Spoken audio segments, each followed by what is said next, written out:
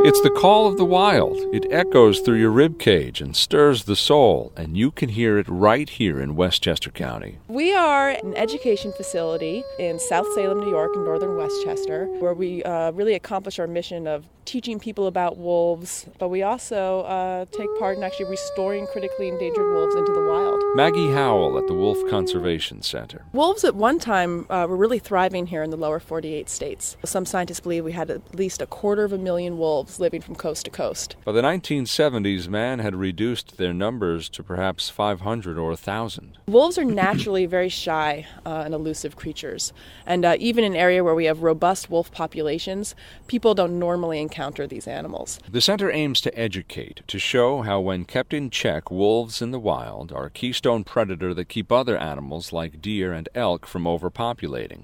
To help spread that message, the center has a few ambassadors. Hey, Atka. Hi, Atka.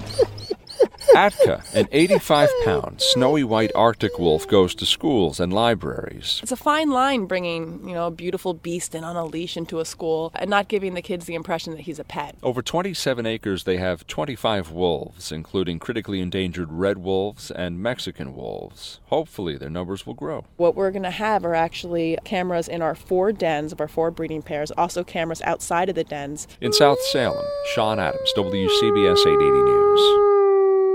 Listen closely. You're about to hear Maggie Howell. No jokes about her name, please. She has a special gift when it comes to wolves.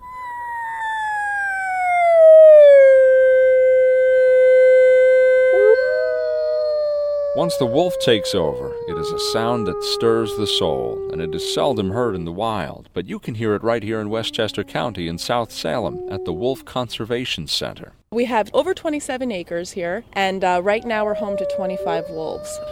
We have critically endangered Mexican gray wolves and red wolves. There's only about 130 or so living in the wild in North Carolina. The mission is to help restore the endangered populations and to educate people about the wolf's role in a balanced ecosystem. For instance, Yellowstone National Park.